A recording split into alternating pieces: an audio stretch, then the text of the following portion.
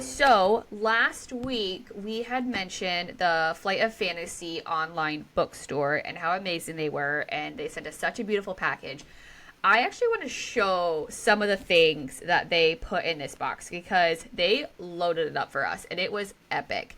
I'm not going to show everything because we did do an unboxing online. So if you want to see everything that we got, you can check out our Instagram page, our TikTok page. It'll all be on there. So I want to show you guys some of the stuff that we got. So the first thing is we got this very cute bookmark. It's an astronaut sitting on the moon. And I love him. This is the fanciest cute bookmark I've ever had in my life. Wow. He's very cute. And I love him. And then, well, I guess it could be a her. I love her because women can be astronauts too.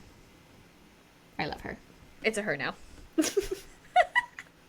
And then the book, it has been decided. Yes, women can be in space with 100 tampons. What? Oh, I know what we're talking about. No, I know like, what you we're talking don't about. know. Listen, like I said, tampons. I only have 3 brain cells. The rest are on early weekend. I was like, girl, I gotta show you this if you have not seen it. You are. That is like because iconic. Men are stupid.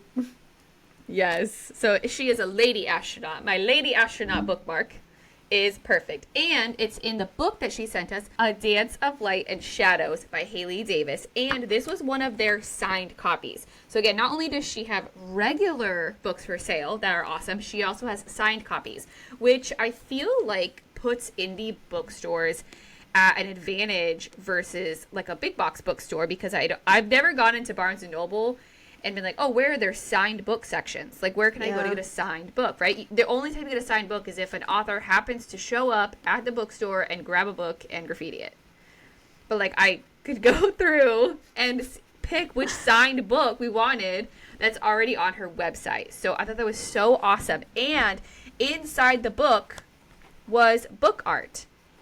So we got, like, some of the cool characters. I don't know who they are yet. I'll find out when I read the book. And then we got another bookmark for my bookmark collection. I'm going to make a video of how many bookmarks I have. As you should. It's a lot. I did something similar with all of my stickers because that's a problem in itself. Is it a problem? I got 99 problems, and having too many bookmarks is not one of them. Oh, and then, so there was more stuff in this box. There was more stickers, but this was a sticker I wanted to show you guys. Aww. I don't know who this character is yet, but I love her. Love them. I love this character. They're my favorite, and if they die in this book, which I don't think that they will, I will riot. So Haley Davis, I'm talking to you. Does this character survive? I'm sure he'll be fine. I love a good animal companion trope. Like, that's considered a trope, right? No. Maybe? No? I love animal companions.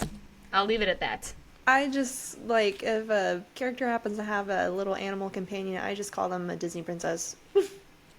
Automatically. Yes. 100%. So, check out Flight of Fantasy Bookstore. You can go right on their website. Their website's in our show notes. And you can use goodishgirls10 for 10% off your first order. So go. The holidays are coming. These are perfectly packaged gifts. You can literally just say to and from and slide it to your person that you want to give a gift to, and it will look as beautiful as if you wrapped it yourself or took it. I don't know if some people may be too young for this, or I don't even know if they still do this. It will look like as if you took it to a department store to have it wrapped. Oh, department stores still do that. Okay, I don't go to department stores very often, so I was like, I don't know if that's a thing of the past. Like a flip phone. We love a flip. I mean, flip phones are coming back. I mean, you have like I have a flip phone. The new version of a Razor. Like, it still has the flip, but it's also a touchscreen. Yes. Yeah, I have the other. I have the Z Fold. The Z Fold. The tablet in my hands. So they are amazing. Thank you again, Flight of Fantasy, for this wonderful gift. We really love it, and we hope that everybody goes to your shop and orders lots of books, signed and or not signed. And everyone get the Lady Astronaut bookmark. The Lady Astronaut. Women in Space. I really hope on her website it says, get your Lady Astronaut bookmarks here. Yes, Lady use Astronaut. Goodish Girls 10 for your discount. I'll make a social media post with a picture of the bookmark. 10% off the Lady Astronaut. Goodish Girls 10. Save that money the holidays.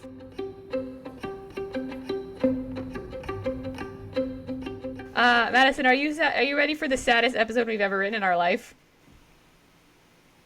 I'm gonna say this is like saddest episode part 1 because I think maybe we do cover all the sad things. I think you cover the saddest thing. I do. I wrote it. I recorded myself writing it because I wanted to document and share my emotions. It's really sad. I had a really hard time. I have never in my life not listened to that chapter or read that chapter and not cried. It gets me every single time. I think I cried. I got emo, but I don't think I cried. Okay, well, I don't know. I don't know what to tell you. I don't know. I feel like the first time I ever cried over a book might be it was either the second time I was doing my Fourth Wing reread, spoiler alert, and whenever Liam dies, I think I cried. I didn't cry the first time, but I think I cried the second time. And then the first time, I don't sob, but like I have a little, what are they called? I don't know, like I have just like a little solitary tear or something. But I don't like boohoo cry. But I know like one that did get me where I did have a few tears was, spoiler alert again, at the end of Heir of Fire. The thing that happens with Dorian, I was not well. She was not okay. I was unwell. sending my book bestie, because we were doing a buddy read, I was sending her a voice note, and I literally started it. I was like, you might think I'm sniffling, and I am, but it's fine. We're not going to talk about it. I'm not okay. But yeah, Dorian for sure got me. Mm-hmm. Liam might have got me first. I can't recall. Yeah, there's only been 2 books that I've actually cried in. What are your 2 books?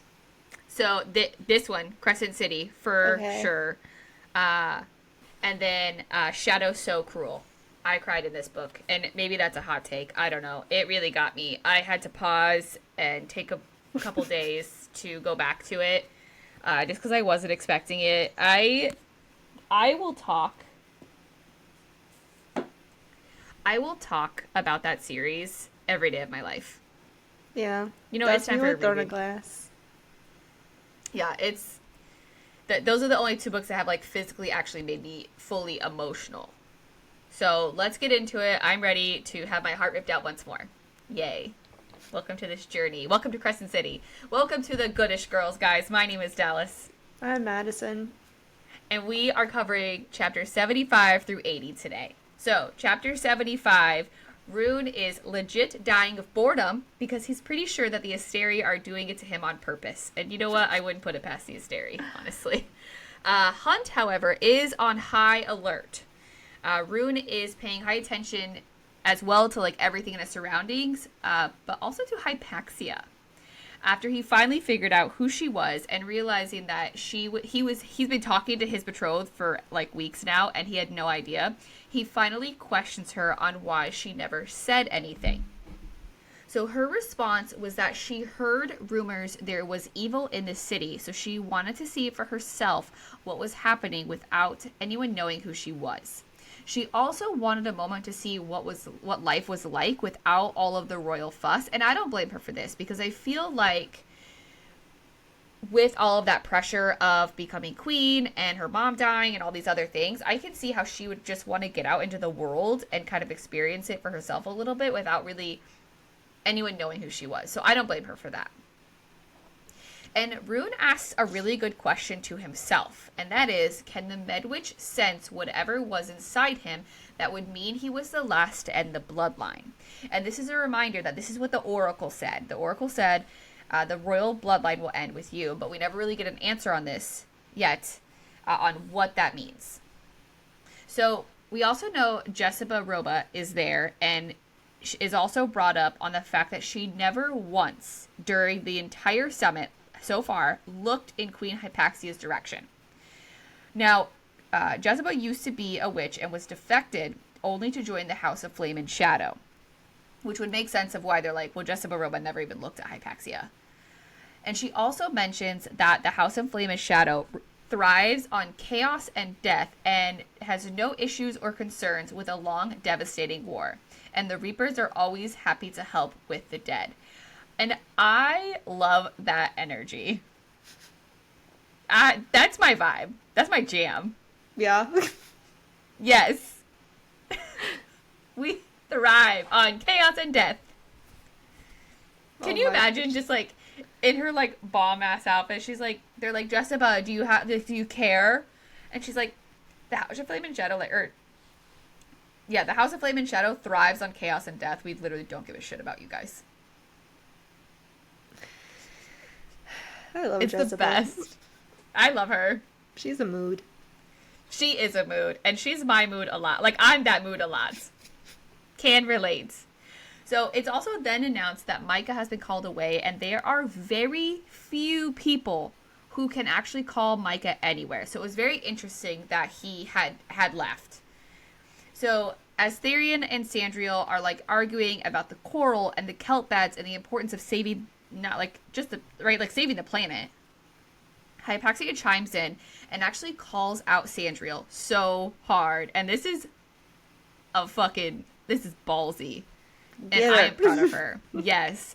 And after she's done calling her out and being like, actually, like, this stuff is very important, and these people are important, and here's why, and here's, like, all the things, right? If you're going to speak, make it worthy, basically. So she did so. And then her and Therion quickly became friends. So, good for them. Rune, however, knew that none of this mattered. None of these arguments mattered. Nothing mattered because Sandriel and Micah would eventually get everything they wanted in the end. But it's still worth trying. You know what I mean? If you stay silent and you don't say anything, what is the point of even being there? Mm-hmm. Silence is still a choice. It sure is. Yes. So that is the end of chapter 75. Wow, that was really short. It's a really short episode. Chapter? Yes. I was about to say, we got a lot to go through still. Yeah, we're done, actually. Have a great day. Hope you enjoyed. Yeah, it's a really short chapter. We're going to take a little break from the summit. We're going to go visit Bryce's POV for a little bit. While Jezebel is at the summit, Bryce has been spending a lot of time at Griffin Antiques and has practically been living out of the place. She swapped her nice dresses and high heels for athletic clothes. Honestly, why not? Yes. She has the mini fridge stocked with snacks, not necessarily food, but like snacks because your girl needs food occasionally. Girl dinner. You're not you when you're hungry. It is Snickers. Well, Hunt told her that. He's like, can you please eat? Remember? Hunt was like, can you please eat? Because you're literally so mean when you're hungry. Listen, hangry is real. Mm-hmm. It is. I'm so bad. Bryce has also been canceling client appointments, and she's just waiting for Jezebel to finally like check the records and the cameras to figure out that that's what Bryce has been doing. Bryce also took the last Archesian amulet from Jezebel's office, and it is the last amulet in the territory, allegedly. I don't know. I don't know if I buy that. If it says allegedly in the book, I don't. It doesn't say it. allegedly. I say allegedly.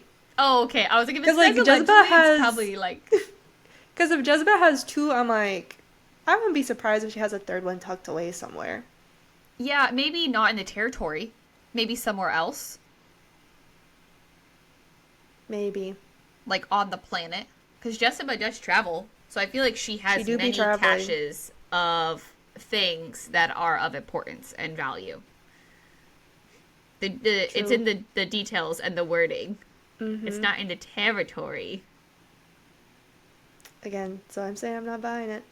After Bryce gives us a rundown of what she's been doing in Griffin Antiques, she and Lahaba have been digging through books trying to help Hunt's case. However, their perusing of books is interrupted by Micah walking in not only Griffin Antiques, but he has let himself downstairs into the library. Bryce begins to quickly tidy up the library and tries to coerce him to go back upstairs or to even offer to ring Jezebel for him, but Micah reveals that he has actually been looking for her. But a bit in that. going back to the summit. Sandriel Sarah did us is, dirty on that one. yeah, yeah. Sometimes, like, even, this was one of my biggest beefs in, I want to say it was Kingdom of Ash. It was, like, very pump the brakes, we're gonna go to this character's POV, and it's like whenever someone, like you're watching TV and someone takes the remote and turns it to their channel and off of yours, I'm like, I was watching that. Yeah. So yes, we're changing the channels, and we're going back to the summit, where Sandriel is going on about a new port agreement, and Jezebel receives a text message from Bryce, and Jezebel just interacting with her phone, because again, everyone's bored out of their minds. Just Jezebel fiddling with her phone gets everyone's attention on her. And so, as Jezebel is fiddling with her phone, she turns to Declan and asks if he is able to hook her phone up to the monitor. So he does. And not only is the monitor showing all the cameras in Griffin Antiques, but it's most importantly showing Bryce and Micah together. Everyone watches on as Bryce is again gathering wine and cheese for Micah. And it is Bryce's next text that has Hunt's blood running cold. And Bryce simply sends to Jezebel, help. And she's staring into one of the cameras that's hidden in one of the books on the shelves. And he can very clearly see the fear and panic on her face. Rune then orders an aux unit to head towards Griffin Antiques to help them out. Changing the channels again, going from the summit back to Bryce. Again, whiplash is what I'm getting. Exactly. As they're obviously down in the library, so Micah comments on all the banned books in the library and comments on how it is a one-way ticket to an execution. Micah says that the books here are supposed to only exist in the Asteri archives because they disprove the superiority of Vanir and Asteri. And then this is a quote that he says. He says, all the knowledge of the ancient world, of a world before Asteri, theories from a world in which the Vanir are not your masters. He also reveals, based off of the surroundings and what he pieced together, is that the library that they are in is the Great Library of Parthos. And we kind of heard about Parthos in previous chapters, and I was like using the map to put all the puzzle pieces together. I'm like, you know what, this does make sense. But we learn, now that we know that this is the Great Library, that within this library there are 2,000 years worth of knowledge before the Asteri even exist. He also comments on the Archesian amulet that Bryce wears and says that it is the same symbol the priestesses used to wear in the temple. He also comments just a little bit more of history on Parthos, saying that during the first war at Parthos, human armies made their last stand against the Vanir to buy priestesses time to grab vital volumes and escape. During this, Bryce knows that she can get killed for having these books, and she's essentially trying to deflect Micah, saying, listen, I just work here. Mm-hmm. And I'm just simple girl with job. The amount of times people would ask me questions at work, I'm like, I just work here. Yeah, I literally don't know. I don't make the rules. I just sell art. That's above my pay grade. So she's trying to deflect, and Bryce is doing what she does best and kind of keys into people's interpretations of her, not her actual character. So she's trying to throw him off by saying that if Micah's here with her, then the summit must be really boring. She's not off the mark on that comment. But she tries to deflect him more and says, you're not here to ask me out again, are you? And he says, as you once said to me, I'm not interested. Have a seat. We might as well be civilized about it. And Bryce is like, be civilized about what? And that is when Micah reveals that she is going to give him Luna's horn. Dun dun dun. Ba ba ba. Listen, these Wild. next chapters,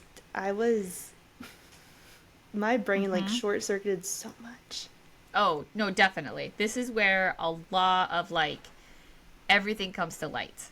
Lots of truths are revealed, lots of strings are being tied together. It's wild. Yes, and we're gonna get into literally everything, but I kind of have a little bit of beef in this chapter. I'm gonna go through all the information, and then I'm gonna revisit my beef. Okay, beef on pause. Beef on pause. And that's on beef. Um, so Micah figured out that Bryce knows what Danica did with the horn a few days ago when he also found out. He knew the truth when Bryce gave over her amulet to Sandriel. Even though Micah was not present, like it's always said in the book, cameras are everywhere. So, whenever Bryce gave over her amulet to Sandriel, the Crystallos demon attacked Bryce only after she had taken off that necklace. Before, never really cared for Bryce. And that is because Bryce essentially is the horn because of her tattoo. The tattoo is in the language of universes and is essentially written directions on how to activate the horn. Micah says that he plans on putting power into the tattoo to use the horn through Bryce. Which, go ahead, you had a thought. Yeah, okay, I'm glad you saw my face. This reminded me of when, like, that classic movie where the villain finally shows himself and then he's like, here's my entire evil plan. And that is my I'm gonna beef. do A, B, C, D, E, F, D, and then I'm gonna kill you, right? I hate villain dialogues where he's just I like, love villain dialogue. That's so know. funny. Because Like, why you're are you just telling me your plan? You're lame. like, I feel like it wouldn't have bothered me if, well, it is a really, like, it's ridiculously long dialogue, and he goes through everything, which I appreciate because we get all of our answers. But, like, not only does he say all the things, but then Bryce is like, yeah, I knew. And I'm like, you keep secrets from your friends and colleagues, but, like, why are you keeping secrets And from your the readers? readers. Like, I'm like, we could have, I mean, some stuff, like, we did know, he just didn't click until now, until it's, like, actually revealed and they're holding our hands. But I'm like, Yeah. why not tell us? Yeah, let us know, right? Yeah. No, but that's why we need the evil villain dialogue. I need to know the evil villain's plan. I love it. It's like a comfort story. I'm okay with knowing Micah's plan in the sense of, you're the horn, and my plan is to activate the horn through you by essentially charging you up with my power, and he says a little bit later why he's going to do that. But, like, that, okay. But we're literally going all the way back to the beginning and, like, going through every single thing. But we could have known. Because Bryce knows. She just She literally, did know. she kept everyone out of the loop. Yeah, I mean, you're not wrong. She did keep everybody out of the loop, but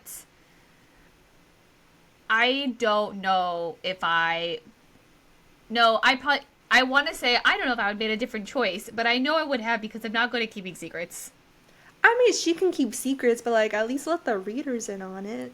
Yeah, the inner thought should have said something. Yeah, like, girly pop, talk in your head. Yeah, let us know, please. Hello. I would We're like to know the still here. tea. Yes, I will sign please. NDA. Tell me. Yes, okay. Yes, evil villain dialogue. I am here for it. Continue. And that is my beef. But, anywho. Beef patty seared. Okay. Every time you say, every time you say I have beef, I think of a hamburger. Every time. Okay, that's valid. That's So I was valid. like, beef patty done. I'll let it slide. I'll allow it. Okay, good. But essentially, villain monologue. We're gonna get all the little pieces. So we know that Micah is going to use Bryce, who is the horn, to do something. Micah admits to killing Danica in the pack. We learn that he was an investor in Redner Industries and had access to the experiments. And we know from Bryce and Hunt's perspective some of the trials that were going down with synth and how people react to certain dosages. That's a word. We also learn a little bit more into Danica's involvement because Bryce and Hunt only saw a little bit of the picture. We learned that Danica tracked down Ophian rebels who experimented with a formula for synthetic magic. And Bryce essentially asks, and I'm going to read from the Bible as soon as I find my page again. So Micah's like, you do know what Danica did for Redner? And she's like, yeah, she was security intel. And Micah's like, that's what she wanted you to think. So, we learn that Danica used her security clearance to steal footage from the trials, and I suspect she left it for you. We also learn from Micah, and he says she made no secret that she kept an eye on the synth trials because she was keen to find a way to help her weak, vulnerable, half-human friend. You who would inherit no power, she wondered if it might give you a fighting chance against the predators who ruled this world, and when she saw the horrors the synth could bring about, she became concerned for test subjects, concerned for what it'd do to humans if it leaked into the world. But Redner's employees said Danica had her own research there too. No one knew what, but she spent time in their labs outside of her own duties. So we also learn, through all of this information, that Danica was never on boats to be a synth dealer. So essentially we also learn that Micah needed someone with unrestricted access to the temple to take the horn.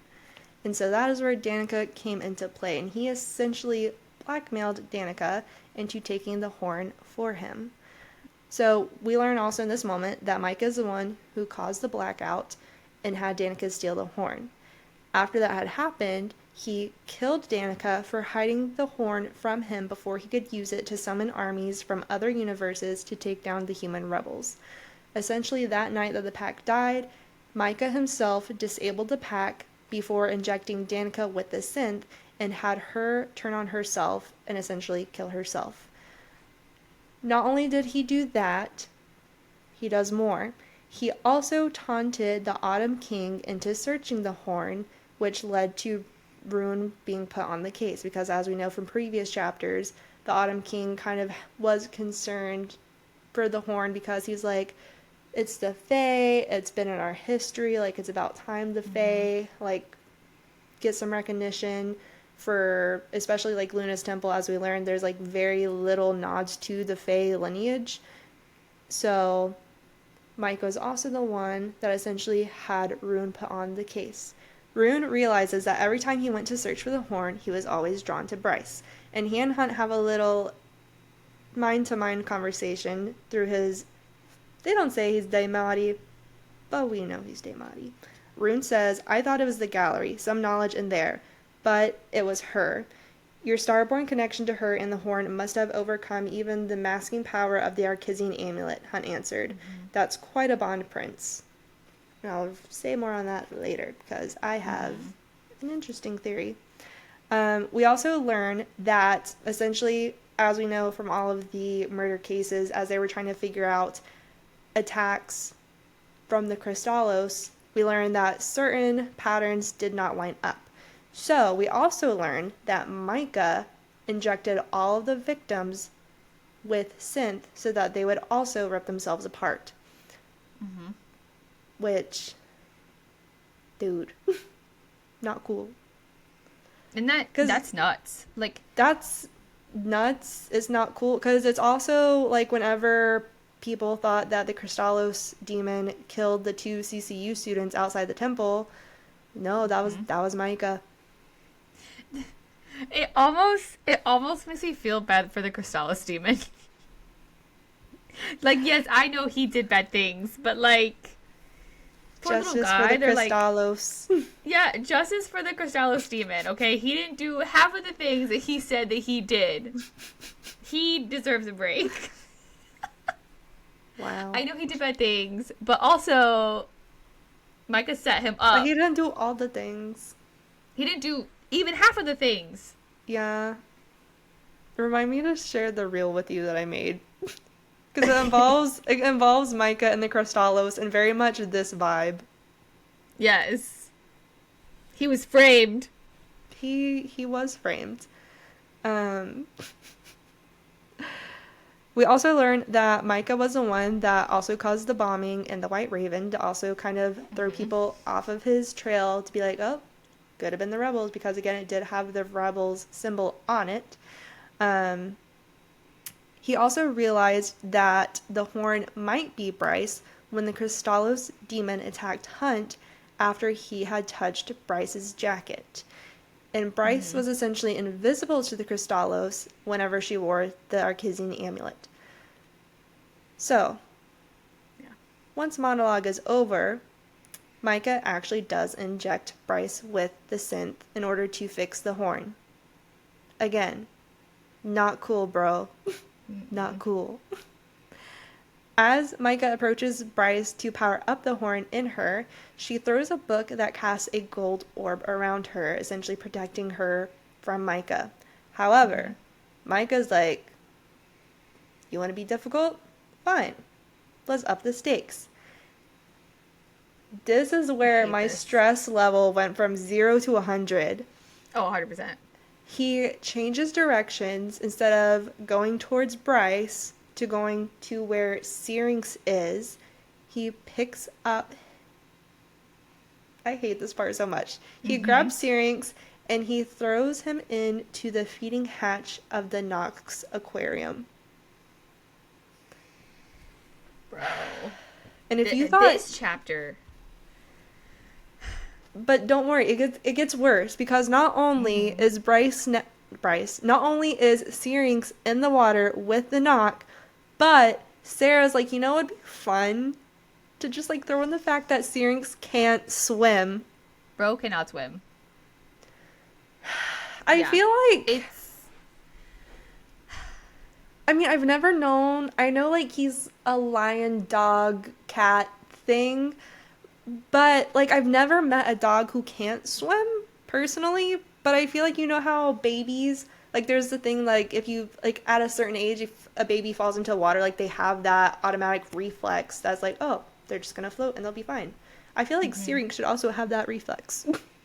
I would hope so, but Sarah did not do that to us. Because Syrinx is baby, and baby should know how to swim. Baby should know how to swim. Baby does not know how to swim. Baby's drowning. Nox knows it. And Micah knows it.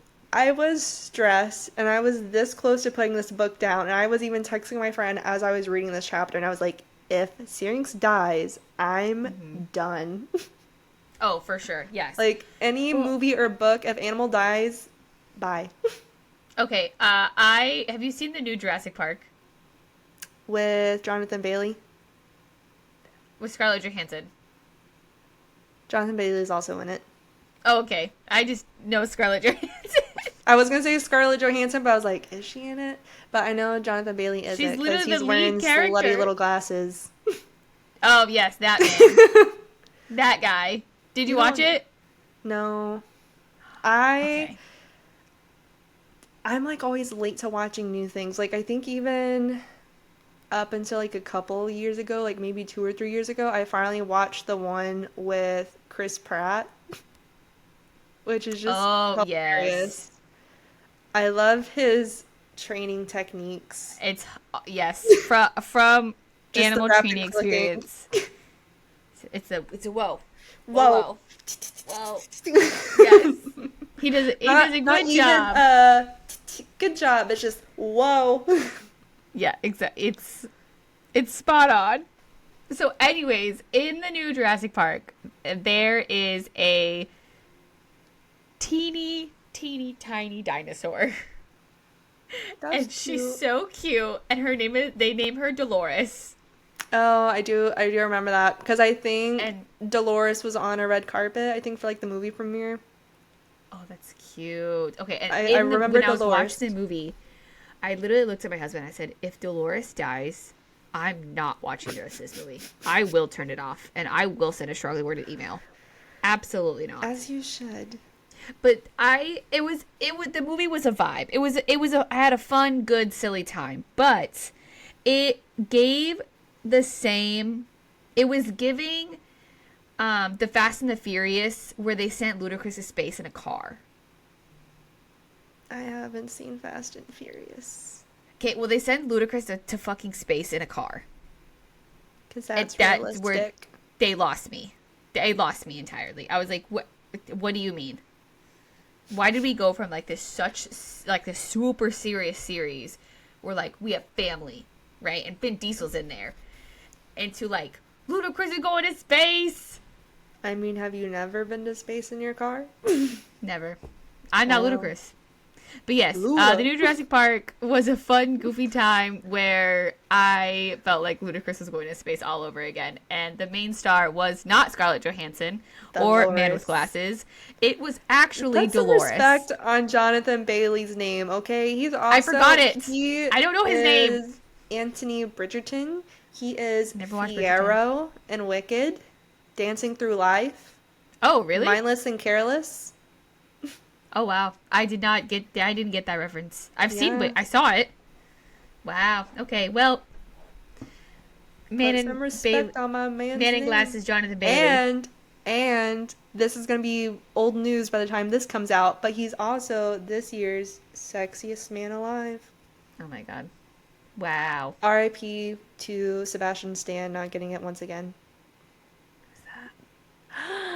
He's Bucky Barnes, my sweet little angel. Oh, okay. I don't know people's like real names.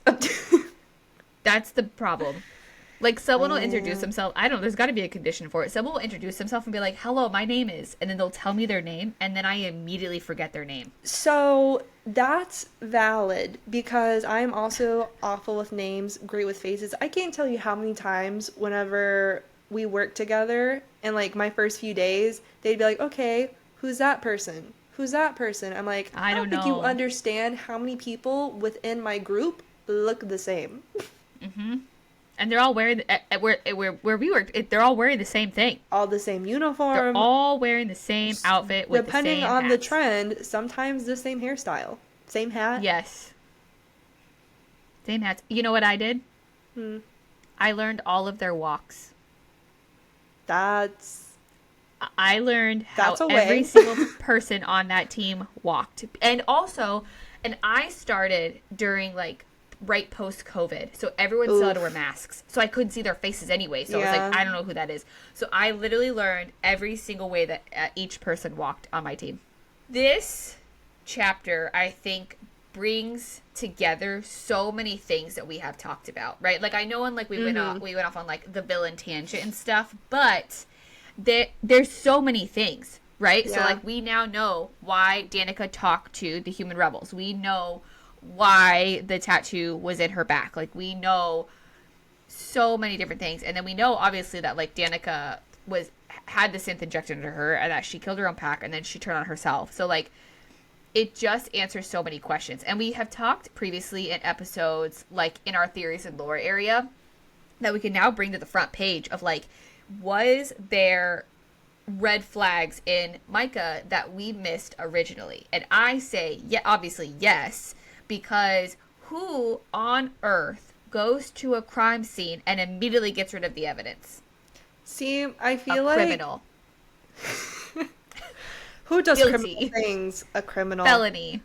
I feel like whenever I read Crescent City, it was like very early into my fantasy adventure, and so that was like back in the day whenever I just read for fun, and I was very much like in the back seat just living life. But now I overthink so much. Like even I started Brimstone Quicksilver. Did you? Because I don't have a copy. Did you get an arc? Listen, again, we're working with 3 brain cells. Whenever I started Quicksilver, like literally the first page after the dedication, that's the word. After the when you went to page 1. Well, no, I have a point. So literally the first page after the dedication is like, remember everything you read, something like there's a war. Commit all you read to memory. Yes. And I was like, So how soon should I be overthinking? Because I have not just like enjoyed a book in so long, especially whenever it comes to fantasy. I'm like trying to put together the puzzle before Oh, like things are revealed. Especially because of this lady right here, Rebecca I have an Yarros. answer for you. What? You asked, how much should I overthink this book? The The answer answer is is yes. 100%. The entire book. Because that's Overthink it all. all fantasy is you must overthink. You can't Yes. be a backseat driver. You just have to like yeah. The devil's in the details. That's literally Kelly Hart's like motto within Quicksilver. She said it Also, in the interview with her. The devil's in the details. I was like very selective with what I listened to because I was very scared I was gonna get spoiled. But you know how she said that she based the cover off of Kylo Ren? Kylo Ren. Mm-hmm. So I was like also trying to think of like other Star Wars nods, and it's someone that I can't remember who it was. They're obviously not relevant, but I want to say Saris was the one that did it, and she like cut off someone's hand, and I was like, "Is that another Star Wars reference?" Where I are you at in doubt. this book now? Not far. Okay, I'm not going to say anything then, because The last thing that happened is that I met Everlane, and she told Saris to take a shower because she stank, and also her father requested her audience. So it's Mhm. before she meets that, and someone, I can't remember his name right now, Redfist. um, yes, was like, he needs his necklace back. He And does. I don't know it yet, but it made me think of like in Fourth Wing, whenever Zayden has to go take a little puff puff pass outside because he's trying to like block out the bond and emotions. I'm like, is a necklace kind of also working like that? Like he can't help it. He can't contain himself. Because I know from the back of the book that Saris like unknowingly, I don't know the word I would use. I was gonna say chains herself, but that's aggressive. You know what I'm trying to say. Hmm. So I'm just I'm not like, saying anything right now. and you shouldn't, because I'm I'm. struggling right now. It's so bad. Let me say something. Also, whenever I was telling my friend, like, I haven't read it, and I'm going to, and she's like, all you need to know is, like, Carrion Swift. And I'm like, I've heard of Kingfisher, but not Carrion. I don't know much about Carrion, but as of right now, and he better not break my heart, but I like his vibes. Cause now I Yeah. get it, because I'll always see people do posts where it's like, you have to choose which table to sit at, or like what airplane aisle seat to sit in. And there was one, it was like, again, I didn't know who Carrion was, but one option was Cassian, Carrion, and Riddick. That would be a party. Hmm. I would lose my mind, because I'd be like, can we be serious for a moment? But like, honestly, that'd be a vibe. I'd have a ball. That is a vibe. That is a vibe. Just wait. I have so many things I want to say that I I could know. say I none of will them. keep you updated, and I know whenever we recorded with Nikki, I said that I'll send you a TED Talk. Again, I haven't read much, and I promise I will send a TED Talk because I told you I would send you TED Talks and give you an introduction whenever we were recording with Nikki. But I feel like I haven't read enough to be like, TED Talk time. Hmm. Um, You'll get there. I'm waiting. I'm waiting patiently, and I'm proud that you're reading it, and I appreciate it, and I'm so excited to hear all of your thoughts. Thank you. The war is over. I'm reading it. Everyone can The war calm is just down. beginning. Well, Hee hee. not the literal Prepare for literary war. war. I'm not I'm ready proud to of you. overthink. Oh, it's so good though. It's I such know. good overthinking. I'm just It's ready to learn fun more. Like, overthinking. I know I'm supposed to really like Kingfisher because he's like the new. Also, I know Jamie was like, oh, if you liked Emo Dory, then you're gonna love Kingfisher. Hmm. He kind of at this point, and like, again, I only know.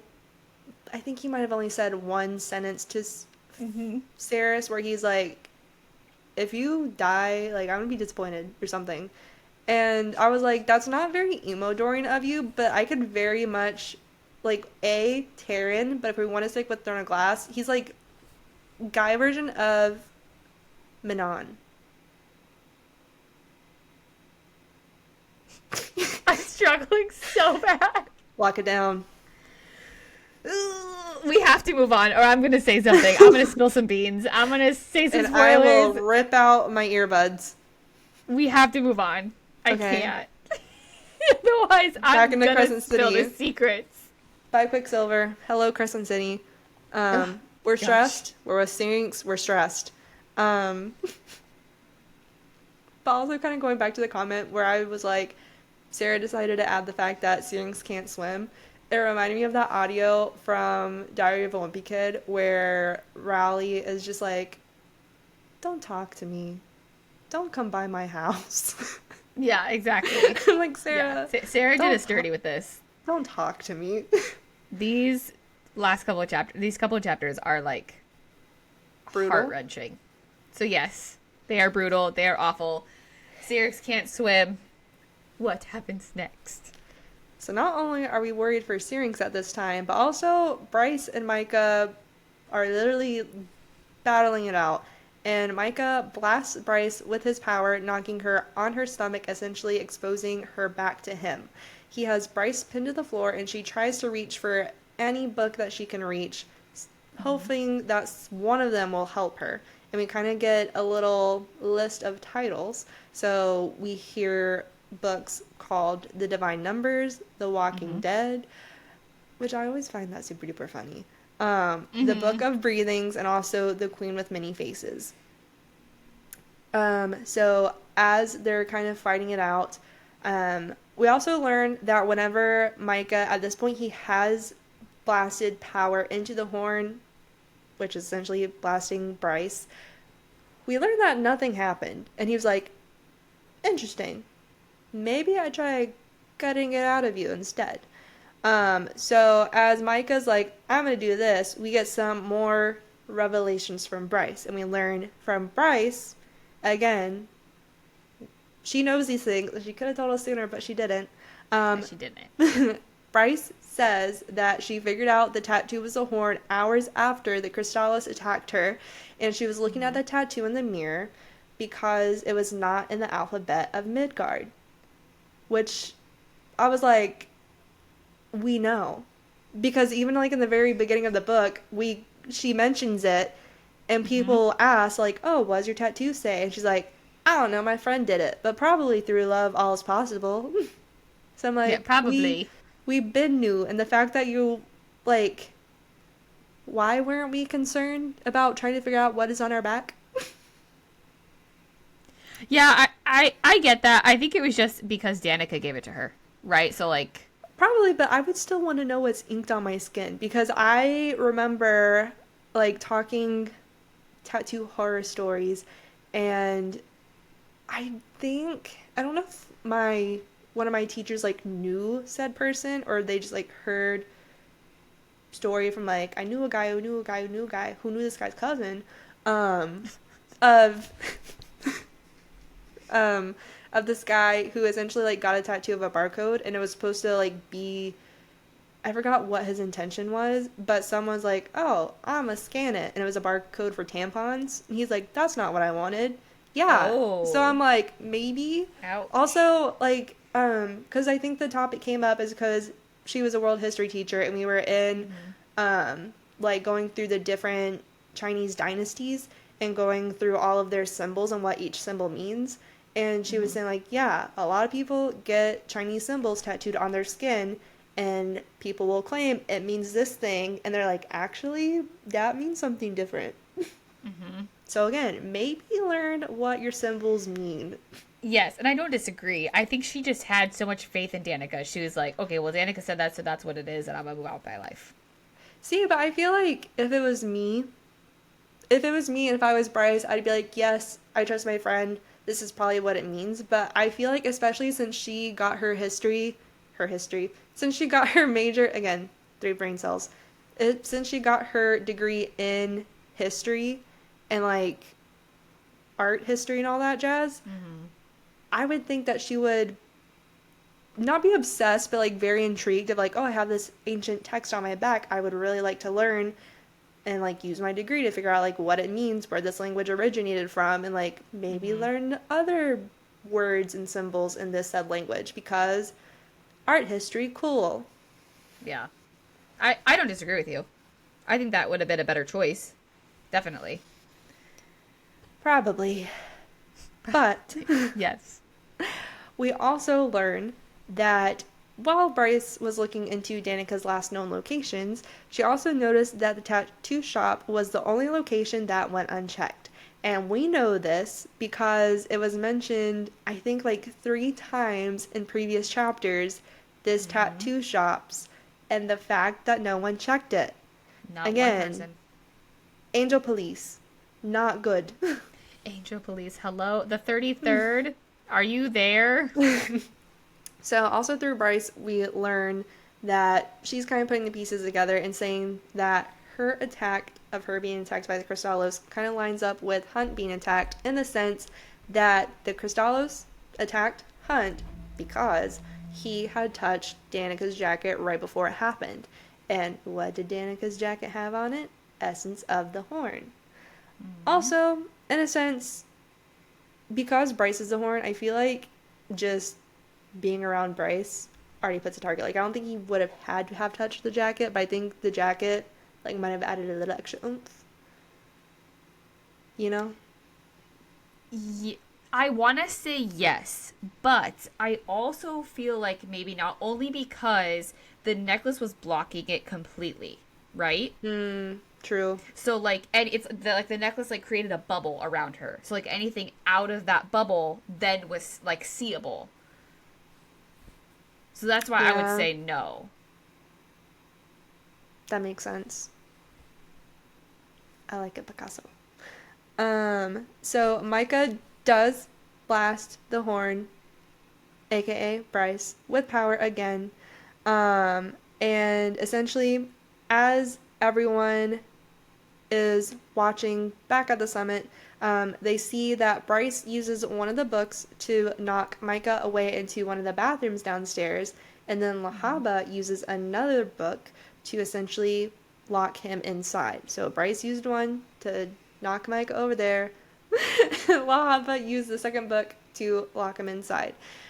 As this is going down, Hunt begs Sandriel to help, even though he knows that she's probably not going to get there in time if she did do something, because if she flew there, it would take about an hour. If she took a helicopter, it would take 30 minutes. Also, like, it kind of blew my mind. I'm like, makes sense that helicopter would be, like, a little bit faster, but I'm like, how fast or slow do angels fly? Oh my God, I was literally just thinking that, and I was like, how the fuck is a helicopter faster than a literal angel with wings? No, make it make sense. I don't like it. And I think it's because the helicopter takes us out of Fantasyland. Maybe. And then, like, how fast can an angel fly? They don't give us any it's just numbers. because, like, statistically, like, comparing Statistically airplanes with the angels. Well, like, comparing airplanes to helicopters, like, people don't use airplanes for med evacs and whatnot. They use a helicopter because it's faster. And That's also, true. you don't have to have clearance to land. Like, you don't need a mile to land a helicopter as you would an airplane. You just need a little patch of place. Yeah. Okay, The so more maybe we you know. compare angels and their speed to that of a aircraft. Maybe. Slower Like, than a I helicopter. don't see them flying as fast as a fighter jet, but, like, I feel like that they for could keep up with sure. a helicopter. Maybe they're like, maybe not Spirit Airlines. Maybe they're like Delta.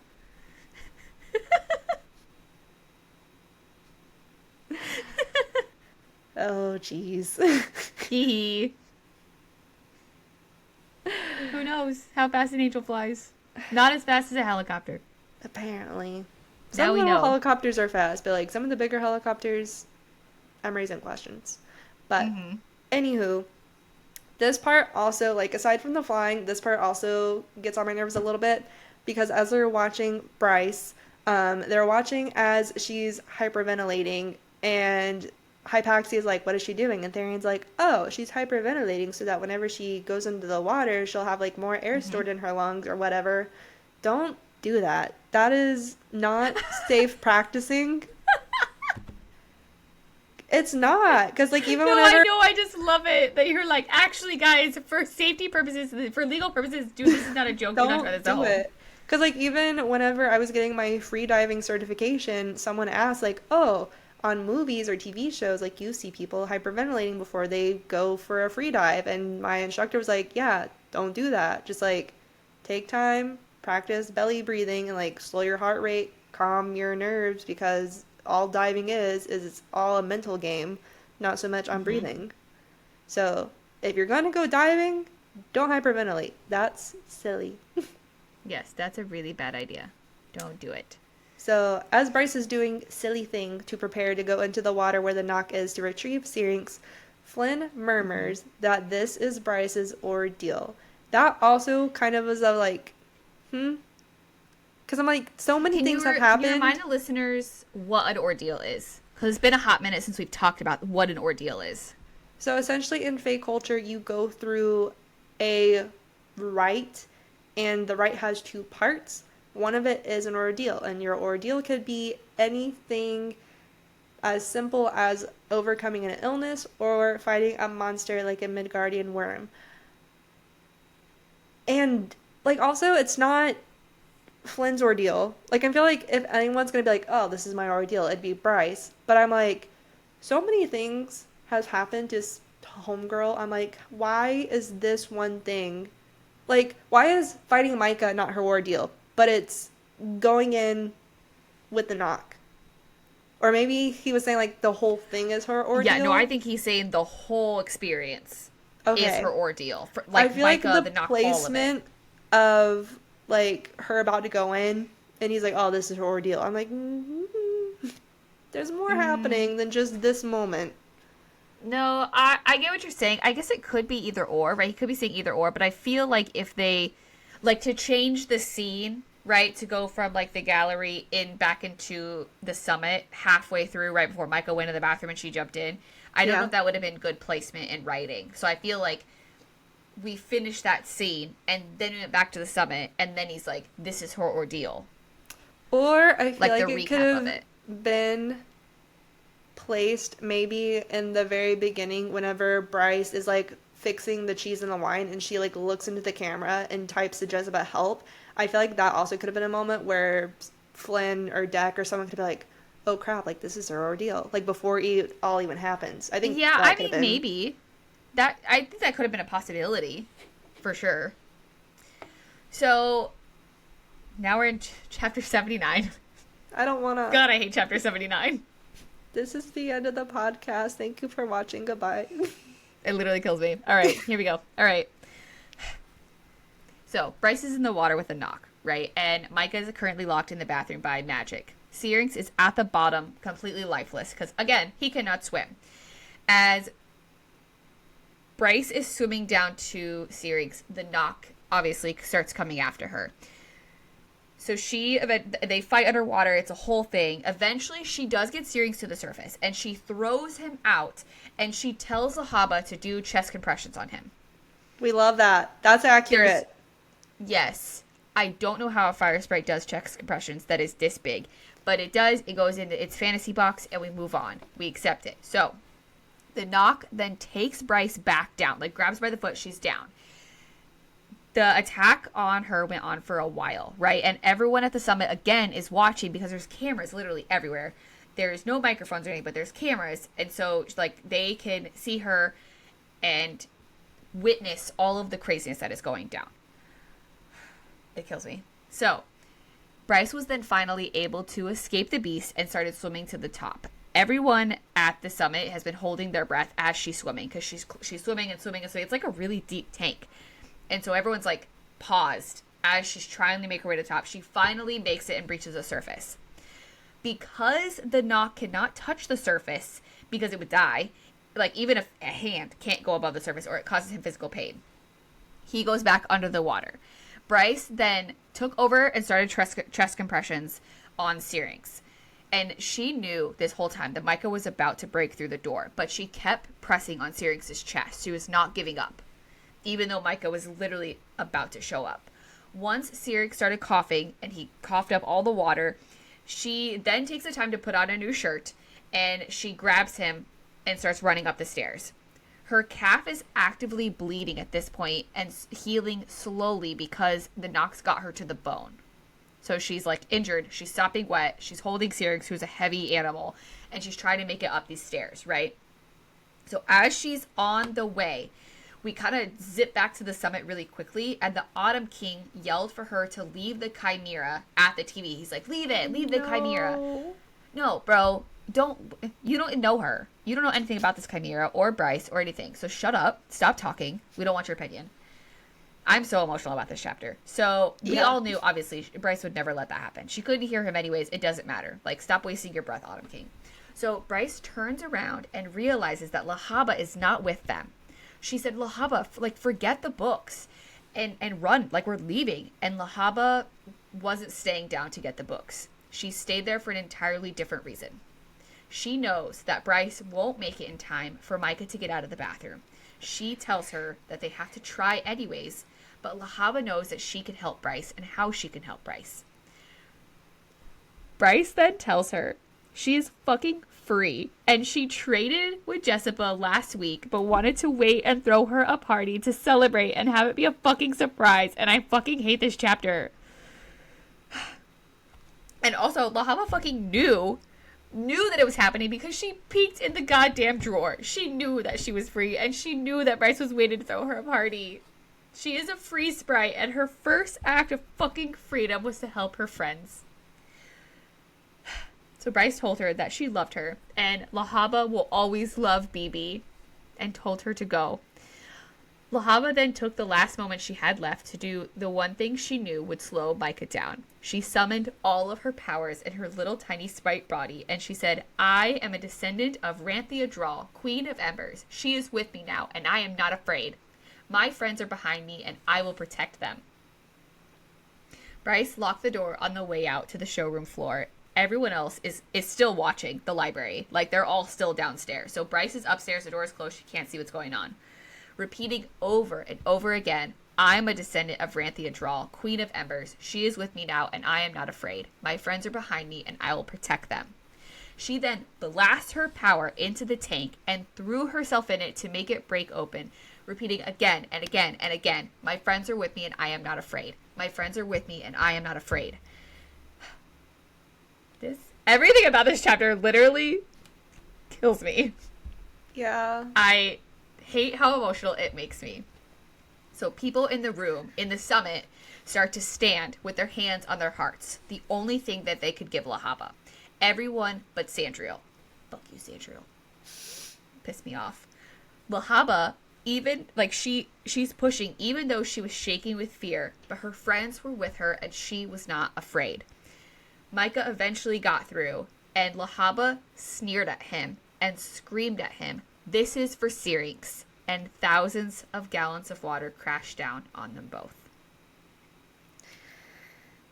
It literally gets me every time. I hate this fucking chapter. And not only, so, now, like, that's the end of 79. And so now we're going into theories and lore. So now I can say this. Oh no, we got chapter 80. Oh, my bad. Continue. I got a whole other chapter. Listen, the trauma, I'm just like, it was a lot. We're done. I didn't want to end on that note. Honestly, that's valid, but I'm like, please. This chapter killed me. So, end of chapter 79. We do have chapter 80. Bryce knew that the tank exploded, and Lahaba and the knock were gone. Syrinx was alive and in her arms, thankfully. As the alarms are going off, she starts crawling to the front door, with the synth pulsing through her veins. But she did not go through the door because Lahaba did not buy her time to escape, but for something else, right? Like, she could have crawled away. She could have just went out the door and ran. But that's not why Lahaba gave her life. Everyone was now watching the main floor because Bryce was now sprinting across the room and up the stairs. And she was only doing that because she still had the synth in her body and it was helping her recover. She immediately went for the Godslayer rifle because she was going to revenge for killing Danica and the pack and Lahaba and all of the other things, right? So we've talked about the Godslayer in the past. in previous episodes, like this gun. It's in a couple different pieces. It's on the wall. It's a huge thing, right? So Bryce put the gun together and drank a potion from the safe and grabbed a golden bullet that said, Memento Mori, remember that you will die. But we also remind you that she was Randall Salago's daughter, basically, adopted daughter. And she knew how to put a gun together like it was second nature. Micah was headed up the window, and Bryce took the 2 seconds that Lahaba gave her and sacrificed her life for. There was no escaping Micah, so she was given 2 extra seconds to kill him. So she aimed the gun and shot the bullet right through Micah's fucking head. As she should. As she should. God damn, I hate these chapters. These are the worst. Like, I love this series, but I don't like when books make me feel things, okay? I don't like it. I mean, I do, because it's trauma bonding. I do, but I don't. I hate it in the moment, but then afterwards I'm like, time to make someone else read it and suffer with me. I like it, except for the fact that we are deep diving this, so I had to re-listen to it a lot of times, and also, like, re-trauma myself many times. Yeah, I don't like that, hey. But that's it. I'm not doing any, that is the chapter 79, that will be the last time that I ever read or talk about that chapter. That's it. That's it for me, you guys. Yeah. I can't do it anymore. I did not reread that chapter. I'm like, that's Dallas's notes. She can read it. Yeah, I took it. I took the chapter. It's my favorite one and my least favorite one at the same time. Ooh, so that's it. That's all I had. Like, those chapters alone, I think, brought so much into light. It gave us so many answers on all the questions that we had. I don't even have anything for theories of lore today. Like, that was a ton of information. Info dump for sure. Yeah, I have lore. I don't have any new theories. What is your lore? Tell me your lore so I can recoup before we say goodbye. This isn't gonna help you recoup at all. Oh, great. It's gonna add to the trauma because it reminded me of previous trauma. So Lahaba says 2 things in chapter 79 that remind me of 2 characters. So, one quote from Lahaba is she says, "Let the world know my first act of freedom was to help my friends." That one reminded me of Dorian whenever he says, "It's not so hard to die for one's friends, is it?" Yep. That reminded me of that one. And then, of course, the iconic line that Lahaba says is, "My friends are with me and I am not afraid."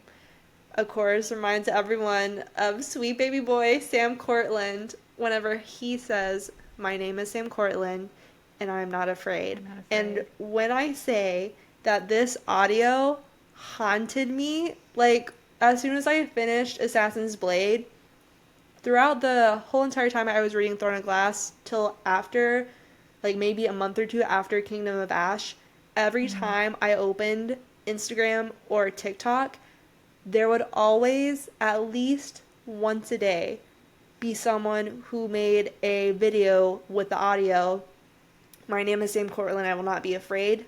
But it gets worse because the audio starts with, "My name is Sam Cortland and I will not be afraid." And then it's essentially his time being tortured. So every time it's him breaking down more and more until the last time ends with, "My name is Sam Cortland," and it just stops. And he's like, you can hear it in his voice. Yep. It's been 0 days since I've cried over Sam Cortland. Okay? There's not a day that goes by that I do not think of Sam Cortland. That's me with Lahaba, dude. There's not a day that I don't talk about her. But, like, a little fun thing, if we want to end on a fun note. Yes, please end on a positive. I can't go on. You always gotta end with a positive. So on chapter 78, whenever Bryce is pulling books, hoping that one of them will help her, we do get some fun nods to the other 2 series that Sarah has written. So we have The Walking Dead, which is a book from Throne of Glass that Selena, Aelin, Dorian all use. And then we also have the Book of Breathings, which is the book that Feyre and Rhysand are after.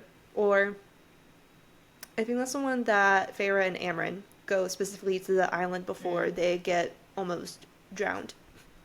Yeah, I think so. So that is fun. I do like little nods to other series. I do love that. Ugh. What a day. What an episode. What a That was day. wild. What a wild ride. I didn't like it. Woo. I had a good time, but also a bad time. Again, Sarah, don't call Sarah, me. why? Don't come by my house. Don't come by my house. Don't call me. Don't even think about me. Bring LaHaba back.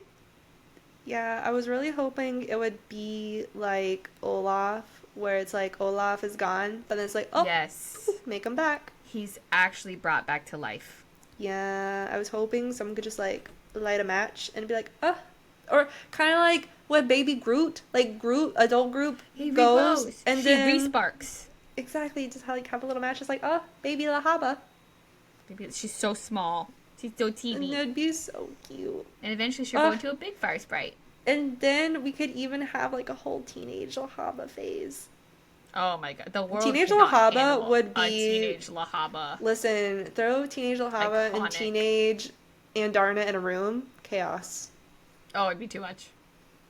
I'm here for it. Amazing. Well, thank you guys for joining us today. That was a wild ride. Thank you for listening to the Goodish Girls, guys. My name is Dallas. I'm sad, but I'm also Madison. I'm sad and I'm Madison.